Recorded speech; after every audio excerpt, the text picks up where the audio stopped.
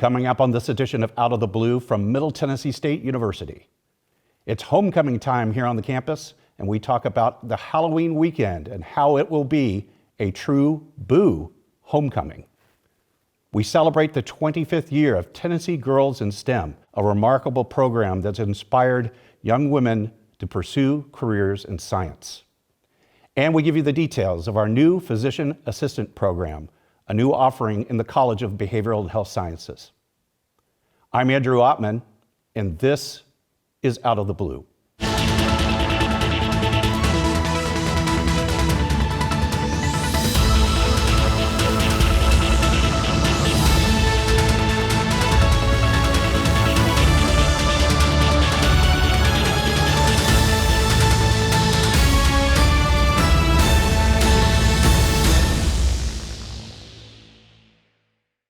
Welcome to Out of the Blue. I'm Andrew Ottman.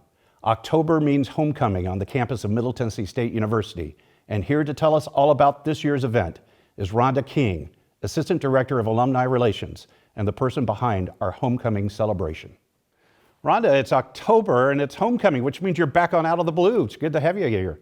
Oh, thanks for having me back, Andrew.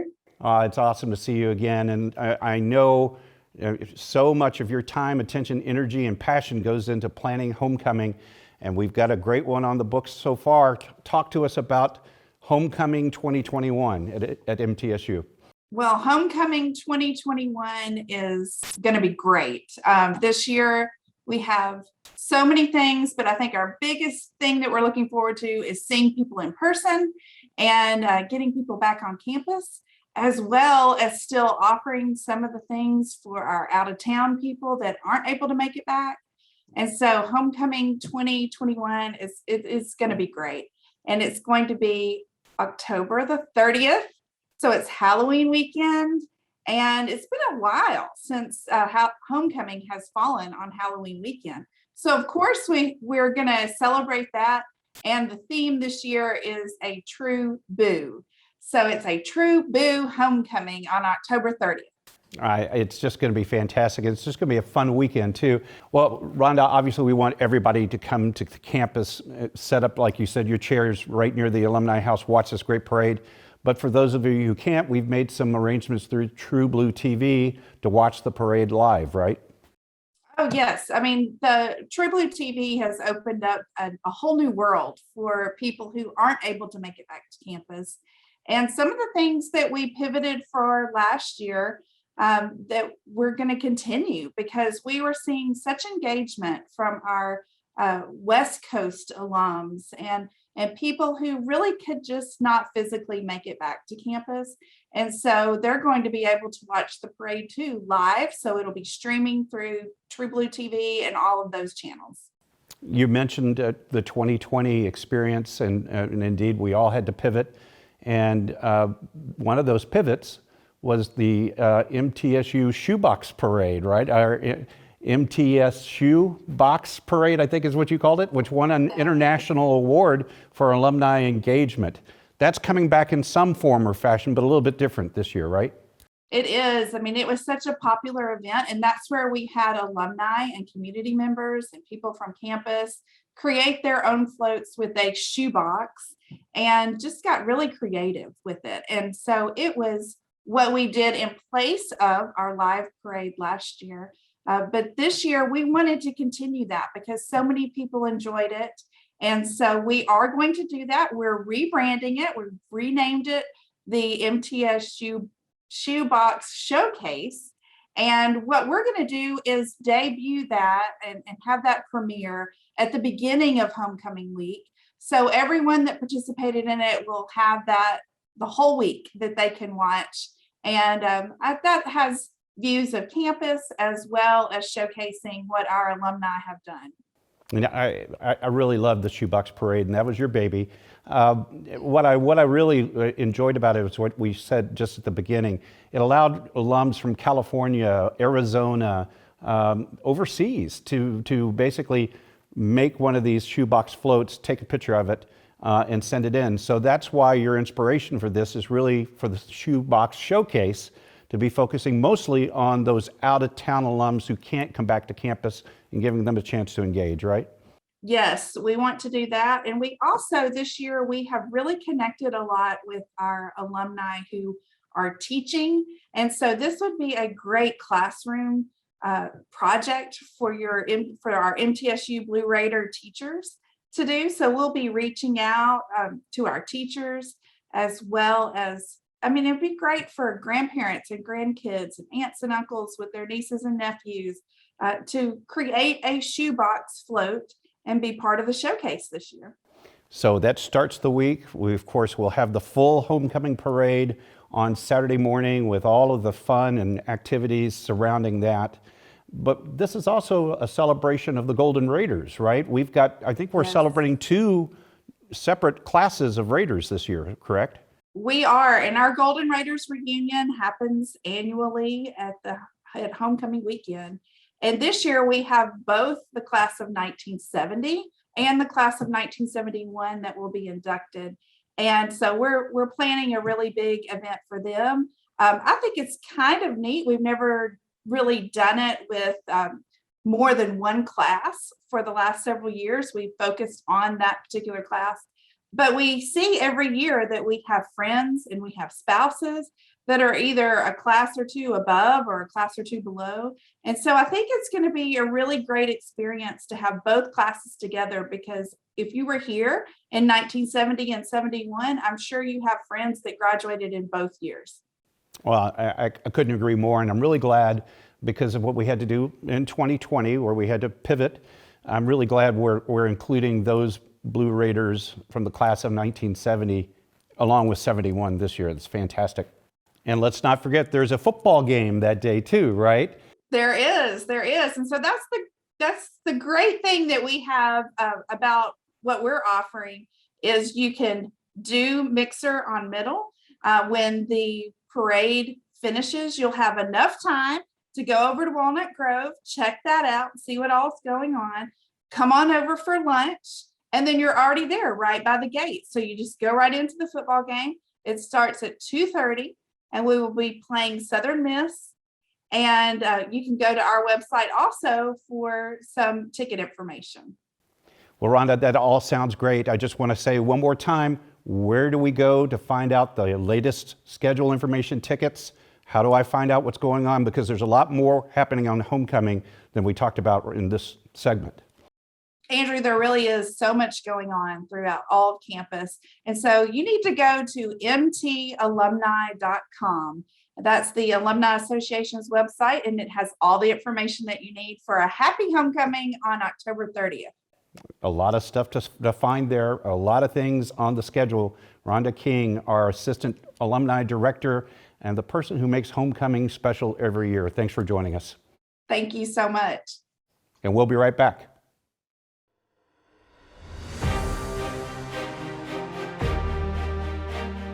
The Charlie and Hazel Daniels Veterans and Military Family Center, located at Middle Tennessee State University, is the largest and most comprehensive on an academic campus in the nation. We lost our patriot Charlie on 6 July 2020. The creation of the Generals Fund was his last public event in support of our military. So many men and women that have served that expected to be able to have their tuition or certain assistance being given to them, and that money evaporated. With the establishment of the General Fund is to make sure that all those men and women can get through MTSU and pursue what they thought they could do when they came on back. We're extremely proud that the Predators have identified the need to help make this fund one of the best at our university for our veterans. It's very important just for me personally that they offered this fund, and I feel like there are a lot of students on campus like me whose benefits run out and they aren't aware of that. To be the first recipient of the Generals Fund is truly an honor. I'm the person that if I'm the spokesperson or the face of something, I want to do it to my best ability and just to help share this experience with other students just like me who are military dependents on MTSU's campus that can receive help from the Daniels Center, because everything here in this center is just here to help us. What the Generals Fund means to me, it's a help when I'm falling. So if I'm struggling or anything, I know I can come to the Daniels Center and they have me, they have a help for me, they have a way to figure things out. Join us, contribute to the continuation of Charlie's legendary support of our military.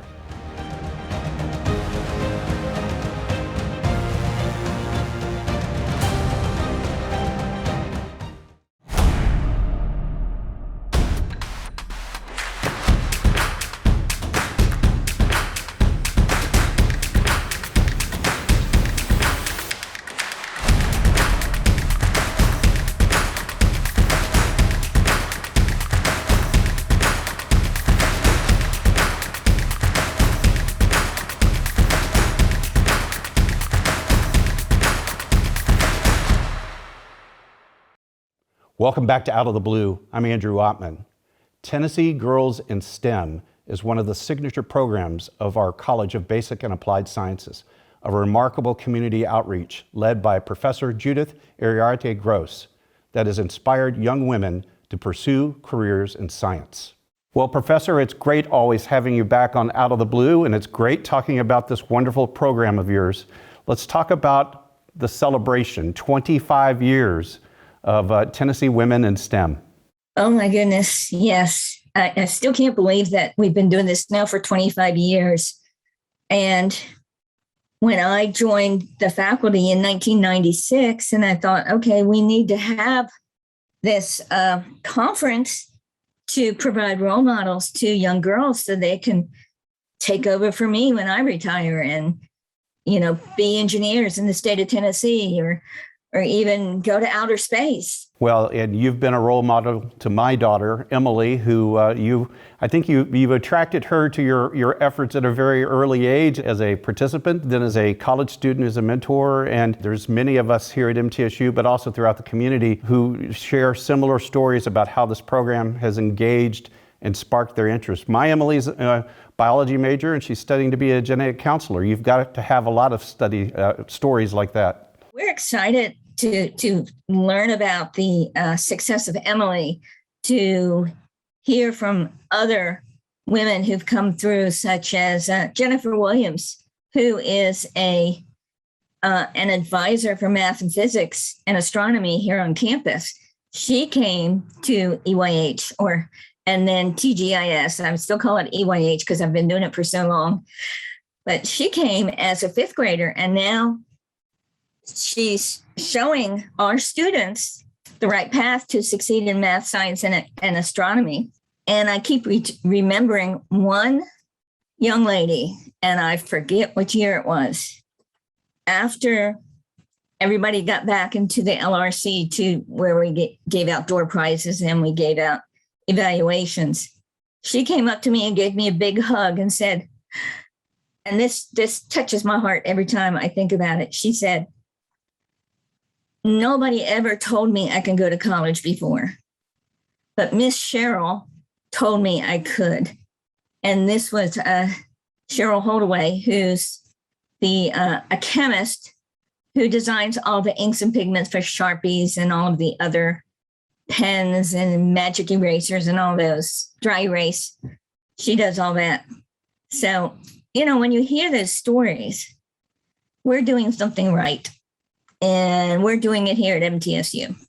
Well, let's describe, you mentioned EYH. That was the old Expanding Your Horizons name for years and years, known as this. In our 25th year, you've rebranded. But for those that might not be familiar with what this program is, can you describe it for them? Yes, this is a one-day conference. It's now called TGIS. It's a one-day conference where the girls come to campus. They pre-register, they get assigned to a group. For example, if a girl decides that she wants to go to a workshop on veterinary medicine, well, we would assign her to a group with veterinary medicine as one of the workshops, and then she'll have 2 other workshops in other different areas of STEM, say engineering, say psychology. But she gets to see women role models. And sometimes there's guys there too. We do not discriminate. They learn what their potential is. They learn the possibility. They say, oh, if I can do what Jennifer did, Jennifer's now an advisor for math and physics. And I can do that too because I'm from Murfreesboro and Jennifer's from Murfreesboro. And it's wonderful having all of these young girls on the campus of Middle Tennessee State University, in our science building, in our other science facilities, and actually seeing and imagining themselves in a laboratory like this once they're in college and maybe even beyond college into their professional world. That's got to be one of your goals, right? Oh, that is a goal. And I like it because we have 99% of our workshops are in the new, I keep calling it new, but it's 5-6 years old now, but it's still new. And they come in and they check out the workshops. And for some, it's the first time they've been on a college campus. And here they are in a chemistry lab or a biology lab, or they're doing physics. We have engineering workshops. Dr. Sid in engineering technology has been doing egg drop contests for, probably as long as we've been here. And he has the girls design a contraption to protect an egg, and then they drop it from the second floor of the atrium to the first floor, and he has to clean up any mess. I make him promise that. So we have a little bit of everything. We have the computer science. We have engineering, not only from engineers on campus, but from off the campus. Women from Nissan are coming, and they're going to have the girls build a roller coaster, but it's a baby-sized roller coaster. So it's exciting. It's going to be an exciting day when we have our 25th conference. And that'll be happening in the spring. And hopefully in the next few days, we'll have a date for that new event. Where can they go to find information about how to register, when it's going to be? They can go to our website, which is www.mtsu.edu/wisdom,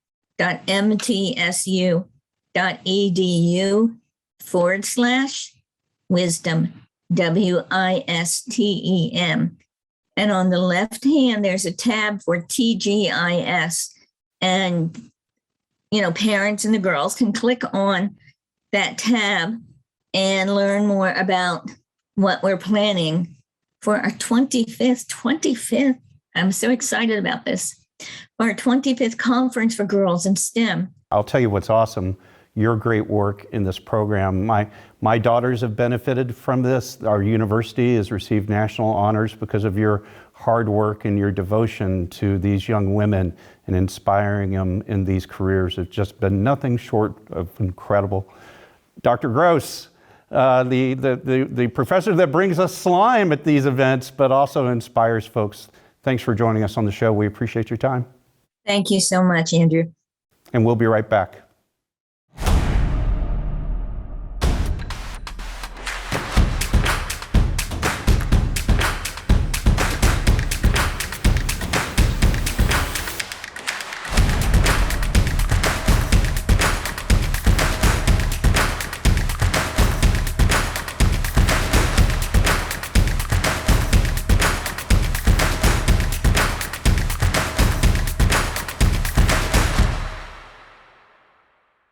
I am True Blue. As a member of this diverse community, I am a valuable contributor to its progress and success. I'm engaged in the life of this community. I'm a recipient and a giver. I am a listener and a speaker. I am honest in word and deed. I am committed to reason, not violence. I am a learner. Now and forever. I am a Blue Raider. I am a Blue Raider. I'm a Blue Raider. True Blue. Nothing is more expensive than a missed opportunity that could have changed your life. Maybe you're just graduating high school, or are working and need to earn a degree to advance your career. Or you aspire to be a leader, and a graduate degree can make that happen.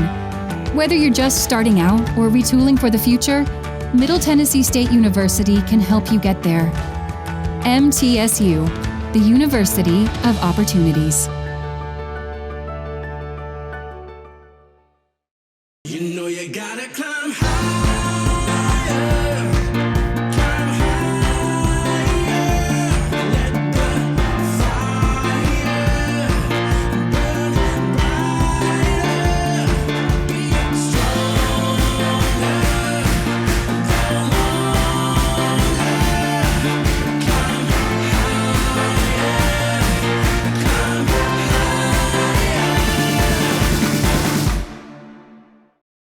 Welcome back to Out of the Blue. I'm Andrew Ottman.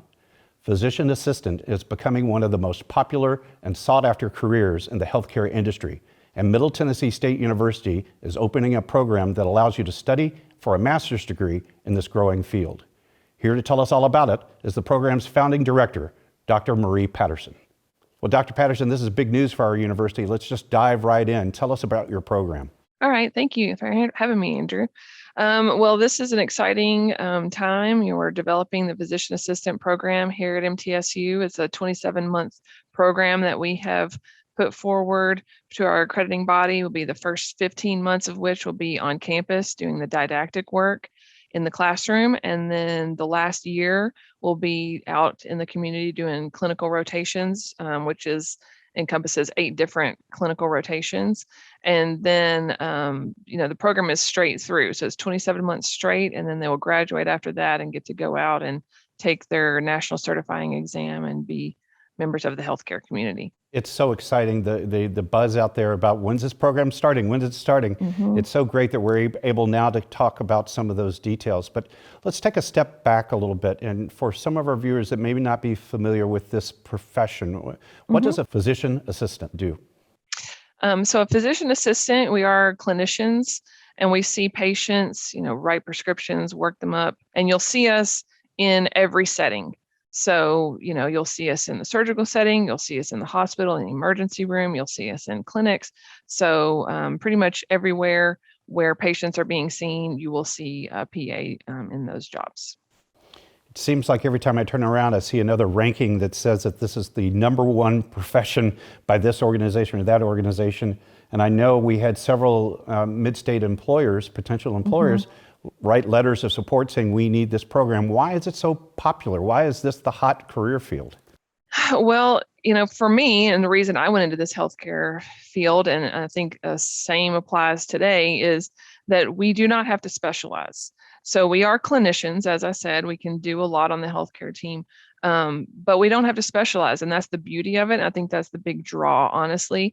So you can have someone working in cardiothoracic surgery, right, in the operating room, and then maybe life's taken a different turn and they want to go do something else. And so they go do pediatrics and they don't have to go back to school to do that. Being on the clinician side of things and having that flexibility, you can work, sky's the limit. So you can work part-time doing 2 different things, or you can, work PRN at 5 different places. So it's really, it gives, the onus is on the person to decide what they want to do, where they want to be, who they want to work for. And so just having that ownership of where you end up, I think is big to the person who's on the profession side of things. And I think employers see the benefit of the training that we go through.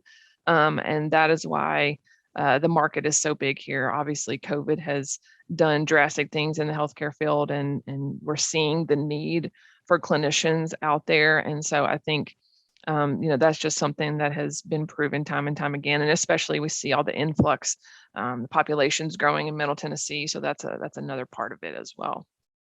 You mentioned this is a 27-month full-time program that will lead to a Master of Science degree. Walk through the type of academic rigor that this will require, and if I am a prospective student, how should I best prepare and present myself for a very competitive field? We don't have a lot of slots, about 30, correct? Right. So it's very competitive. Correct. Yes, we have asked for a class size of 30, and we will stay at that for 5 years, and then we will reevaluate that number. But it is a very high bar training and education process. So, grades and how you do with your prerequisites and things like that, they do matter.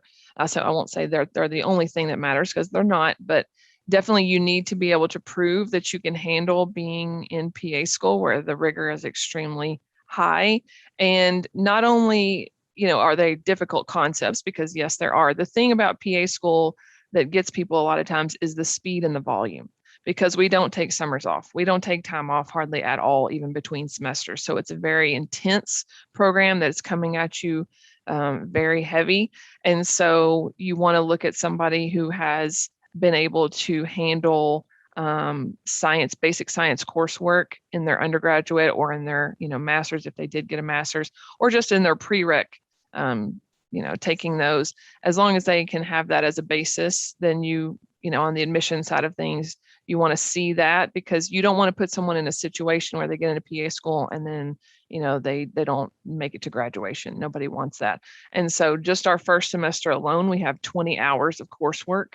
So you can tell that's fast and furious right out the gate. And so you have to be able to take a look at someone and have a pretty fair amount of certainty that they're going to make it through the program, because that's what everybody's vested interest is. And so that's something, that students can focus on if they're wanting to apply to the program, is kind of do an honest assessment of where they are and how their science coursework has been. It's got to be an honor for you to pull together this program, lay the foundation to make this happen. Reflect for me on that, just being able to create such a unique academic offering at our university. Absolutely. It's definitely an honor. And especially for me, I'm from this area. So, I love Murfreesboro. I've been here since I was in kindergarten, but also at this university, I worked here for a decade in the health clinic on campus. So coming back here means everything to me. I did have the honor of starting another program in Middle Tennessee already, and then to come back here to MTSU, because I do consider myself true blue. It just means everything to me. And so having this opportunity to be the leader of this program and to bring in my vision and, have the opportunities to establish a program and establish a reputation and give back to the community, I think it's a really great opportunity. And I think MTSU is a great place to have this program. It is going to be the lowest tuition cost in the state for PA programs for in-state tuition. And so that's a great offering that we can have to our students here in Tennessee. And I'm just really excited about all of it. And if I want to try to be considered for this, where do I go and how do I do that? So we are now officially open in CASPA, which is the National PA Admissions Portal. And so anyone can apply through CASPA all over the US. So we expect to have applicants from all over the US and even international applicants. And so we are currently open. The cycle has been open a little over 2 months now, and we will be open until mid-January for this cycle. And so we're having interview days set, and we'll have about one every month. And so, you want to apply as early as possible so that you can be considered as early as possible. And then our cycle will end in mid-January before we seat our first class in May. Wow. Dr. Marie Patterson, the founding director of our Physician Assistant Program, a great new offering through the College of Graduate Studies, but also College of Behavioral and Health Sciences. Dr. Patterson, congratulations, and thanks for joining us on the show. Thank you. And that does wrap up this edition of Out of the Blue. A reminder, you can find news about the campus 24 hours a day by going to our website, mtsunews.com. You can also find additional special content on our social media platforms, Instagram, Twitter, and Facebook. And for updates about our response to the Corona-19 virus, go to mtsu.edu/coronavirus. I'm Andrew Ottman. Stay safe, stay on course, and remain true blue.